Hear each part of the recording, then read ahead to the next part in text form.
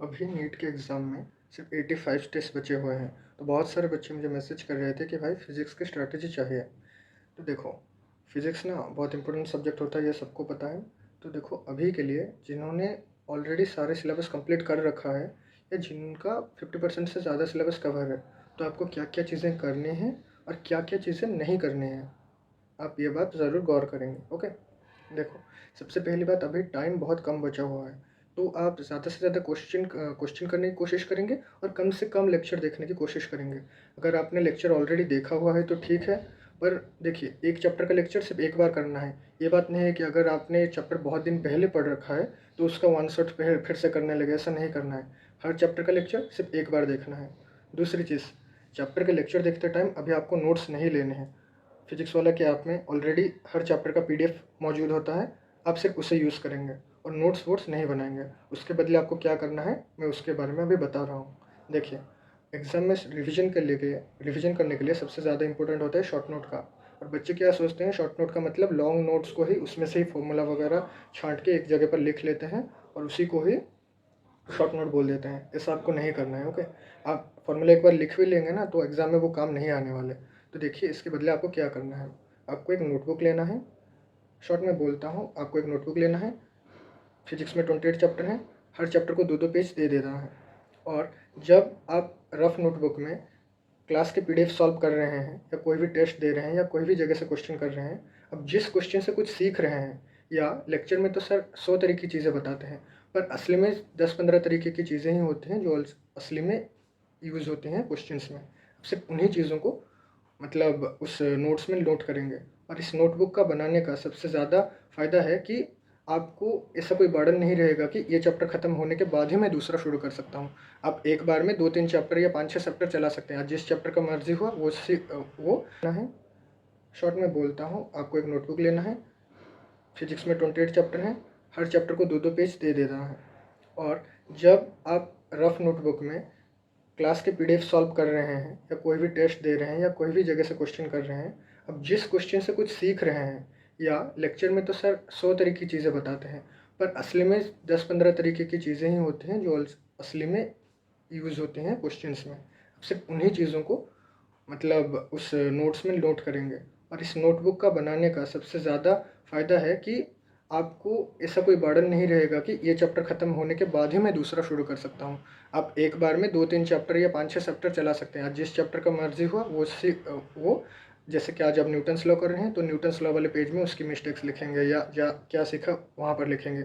और आज मन के ऑप्टिक्स करेंगे तो ऑप्टिक्स वाले पेज पे वो लिख लेंगे। तो ऐसे एक नोटबुक आपको बनानी है। देखिए, और क्या क्या मटेरियल आपको सॉल्व करना है। देखो, नीट के लिए बहुत सारी चीज़ें आपको नहीं करनी है, आपको सिर्फ सारे चैप्टर को मतलब सारे चैप्टर से क्वेश्चन करने हैं। ये सबसे बड़ा इंपॉर्टेंट पॉइंट है। सारे चैप्टर से आप 100-100 क्वेश्चन भी कर लेंगे, इनफ है। पर एक चैप्टर से 200 किया और दूसरे चैप्टर को छोड़ दिया, ऐसा आपको नहीं करना है। तो आपको क्या क्या मस्ट सॉल्व करना है। देखो, सबसे पहले जो टीचर का पीडीएफ होता है, क्रैश कोर्स का हो, वन शॉट का हो या यकीन बैच से भी आप पढ़ रहे हैं, तो आपको एक पीडीएफ मिला होगा। क्लास के सारे क्वेश्चंस को आपको दोबारा सॉल्व करना है, क्योंकि सर हर टाइप का एक एक क्वेश्चन उसमें करवा देते हैं और इंपॉर्टेंट पीवाईक्यू भी उसमें करवा देते हैं। तो सबसे पहले आपको क्लास के पीडीएफ नोट्स ख़त्म करने हैं। दूसरी बात, एनसीईआरटी में जितने भी बॉक्स में एग्जाम्पल दिए हुए हैं, एनसीईआरटी तो आपने लाइफ में ज़रूर एक बार पढ़ा होगा, सिर्फ हाईलाइट्स को पढ़ लीजिए। पर सारे जो हर चैप्टर में 15-20 एग्जाम्पल्स होते हैं, उन सारे एग्जाम्पल्स को आपको एक बार ज़रूर करना है, वो बहुत इंपॉर्टेंट है। और अगर आपके पास टाइम बचता है तो आप सीधा एक्सरसाइज का सोल्यूशन पढ़ लीजिए। देखो, एक्सरसाइज में बहुत सारे टफ क्वेश्चन होते हैं, वो आपको नहीं करने हैं, पर आप ज़रूर देख लीजिए कि आप वो सोल्यूशन समझ पाते हैं या नहीं, या वो क्वेश्चन समझ पाते हैं या नहीं। और क्वेश्चंस के बीच बीच में 1-2 एमसीक्यू भी होते हैं, वो बहुत इंपॉर्टेंट है, आपको वो पहले कर लेना है। तो एनसीईआरटी, क्लास के पीडीएफ और प्रीवियस ईयर क्वेश्चन को आरके ट्यूटोरियल करके एक ऐप होता है, जिसमें सारे प्रीवियस ईयर के क्वेश्चन को आप ऐसे टेस्ट क्रिएट करके पढ़ सकते हैं। आपको वो ऐप इंस्टॉल करना है और आपको वो क्वेश्चन करने हैं, आरके ट्यूटोरियल। ओके, तो आपको पहले 3 जगह के क्वेश्चन करने हैं। क्लास का पीडीएफ हो गया, प्रीवियस ईयर क्वेश्चन हो गया, एनसीईआरटी हो गया। ये तो चैप्टर वाइज हो गया। देखो, बहुत सारे बच्चों का प्रॉब्लम होता है, वो पढ़ लेते हैं और हमेशा सोचते हैं कि मैं पहले थ्योरी कर लूँगा या लेक्चर कर लूँगा, उसके बाद मैं क्वेश्चन सॉल्व करूँगा। पर ना उनका कभी क्वेश्चन सॉल्व होता है, ना उनका कभी लेक्चर ख़त्म होता है। ओके, वो लेक्चर करते हुए ही रह जाते हैं। तो उसका मैं आपको सोल्यूशन बताता हूँ। देखो, अगर एक चैप्टर आपने बहुत पहले पढ़ रखा है और उसका आपको मतलब 50-60% चीज़ें याद हैं, जैसे न्यूटन्स लॉ हो गया, आपको आता है बहुत सारी चीज़ें। तो आप सीधा क्या करेंगे, आप उसका एक चैप्टर वाइज टेस्ट देंगे। आइदर आप आर के ट्यूटोरियल ऐप पे जाके एक चैप्टर वाइज टेस्ट क्रिएट कर सकते हैं PYQ के क्वेश्चन को यूज़ करके, या आप neetprep.com में बहुत सारे पार्ट टेस्ट होते हैं फ्री में, ओके, उसका वीडियो सोल्यूशन भी होता है। आप सीधा neetprep.com में जाएंगे, टेस्ट, पार्ट टेस्ट, और वहाँ आपको चैप्टर वाइज बहुत सारे टेस्ट मिल जाएंगे। आप कोई भी एक सीधा टेस्ट अटेम्प्ट करेंगे और देखते हैं कि 15-20 क्वेश्चन का ही टेस्ट होता है। तो उस 15-20 में से आप देखेंगे कि 15 में से 5 आते हैं, 10 नहीं आते। तो आप क्या करेंगे, आपका उस दिन का काम है कि आपको 15 के 15 क्वेश्चन सीखने हैं अच्छे से। आप उसका सोल्यूशन देखेंगे और सारे क्वेश्चन को अपने रफ नोटबुक में ठीक फिर से अटेम्प्ट करेंगे, ओके। तो आप वो 20 तरीके के क्वेश्चन सीख गए ना, तो नेक्स्ट टाइम अगर कोई भी टेस्ट में उस चैप्टर से 2 क्वेश्चन आने वाले हैं, बहुत चांस है कि वो उन 2 क्वेश्चन में से ही आए। वो 15 टेस्ट के क्वेश्चन ऐसे होते हैं जिसमें हर कॉन्सेप्ट से एक एक क्वेश्चन देते हैं। तो आपको रोज़ कोशिश करनी है कि एक चैप्टर वाइज टेस्ट आप ज़रूर दें, कोई भी रैंडम चैप्टर हो गया। अगर आप सोचते हैं कि कोई भी चैप्टर आपको बस 30% आता है या और भी कम आता है, तो अभी उतना टाइम नहीं बचा है कि आप 7-8 घंटे का पूरा लेक्चर करें, ओके। पर अगर आपको चैप्टर का थोड़ा बहुत आइडिया है, तो आप यूट्यूब पे सर्च करेंगे नीट फिजिक्स कोटा, ओके। प्रशांत सर करके एक सर हैं, बहुत अच्छा पढ़ाते हैं। देखिए, बच्चों का प्रॉब्लम होता है वो क्वेश्चन नहीं कर पाते, ओके, और वो क्वेश्चन तक पहुंच भी नहीं पाते, सिर्फ लेक्चर में रह जाते हैं। तो उसके लिए आपको क्या करना है, आप सर का लेक्चर ऑन करेंगे। सर ने 2 घंटे में खुद 60-70 क्वेश्चन सॉल्व करते हैं, ओके। आपको सर के साथ बैठ जाना है, देखेंगे सर जब बोलेंगे क्वेश्चन दिखाएंगे, आप उसको पॉज करेंगे और उसके बाद देखते हैं, आपको 10 सेकंड में पता चल जाएगा ये क्वेश्चन मुझसे बनेगा या नहीं बनेगा। अगर नहीं बनेगा तो रिज्यूम करेंगे वीडियो को, देख लेंगे सर कैसे सॉल्व करते हैं, सर कैसे ट्रिक यूज़ करते हैं। उसके बाद 10 सेकंड के लिए रिवाइंड करेंगे और उस क्वेश्चन को खुद ना देख के सॉल्व करेंगे, ओके। अगर आप सर के साथ बैठ जाते हैं, 2 घंटे का लेक्चर 4 घंटे में भी कंप्लीट हो, पर आपका वो चैप्टर थरो हो जाएगा, ओके। मतलब वो चैप्टर आपका हो जाएगा और उसके बाद सिर्फ क्वेश्चन प्रैक्टिस करना है, अनसॉल्व्ड क्वेश्चन कुछ प्रैक्टिस करना है। वो आप सीधा neetprep.com में जाके 1-2 चैप्टर वाइज टेस्ट दे दीजिएगा, आपका हो जाएगा, ओके। तो ये तो हो गया सारे चैप्टर को आपको कैसे अप्रोच करना है, ओके। तो देखो किन किन चीज़ों को आपको फोकस करना है, ओके। देखो, मैकेनिक्स सबसे इम्पोर्टेंट चैप्टर है, ओके, मतलब सबसे ज़्यादा इम्पोर्टेंट यूनिट होता है। मैकेनिक्स का मतलब NCERT 11th क्लास का फर्स्ट बुक, ओके। आपको मतलब वर्क एनर्जी पावर तक सारे क्वेश्चन आपको NCERT के सॉल्व करने हैं, इसमें आप कुछ छोड़ नहीं सकते, ओके। तो सारे के सारे क्वेश्चन आपको करने पड़ेंगे, क्योंकि मैकेनिक्स अगर आपको समझ आ गया ना, तो आपको सारे और दूसरे चैप्टर भी अच्छे से समझ आएंगे। और जो फ्लूइड वाला हो गया या वो ग्रेविटेशन हो गया, वो जितने भी छोटे छोटे चैप्टर हैं, जैसे कि बच्चे बहुत सारे टाइम में SHM और वेब में फंस जाते हैं, उसका सबसे अच्छा उपाय है कि जो लेक्चर के सर क्वेश्चन करवाते हैं, आप उन क्वेश्चन को फिर से कीजिए, ओके। लेक्चर में सर हर तरीके के एक एक क्वेश्चन करवाते हैं। देखो, वेव में, फ्लूइड में ऐसे बहुत सारी चीज़ें होती हैं जो मतलब आउट ऑफ कॉन्टेक्स्ट होती हैं, सिर्फ लेक्चर में सर करवा देते हैं क्योंकि किसी किसी टाइम में वो किसी प्रीवियस ईयर क्वेश्चन में आ चुका है। अगर आपको सारी चीज़ें याद नहीं रहती, वो ज़रूरी नहीं है, ओके।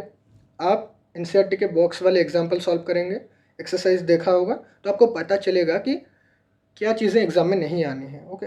जैसे फ्लूइड में बहुत सारी चीज़ें हैं जो सर पढ़ा देते हैं, ओके, क्योंकि किसी बार वो एग्ज़ाम में आ चुका है।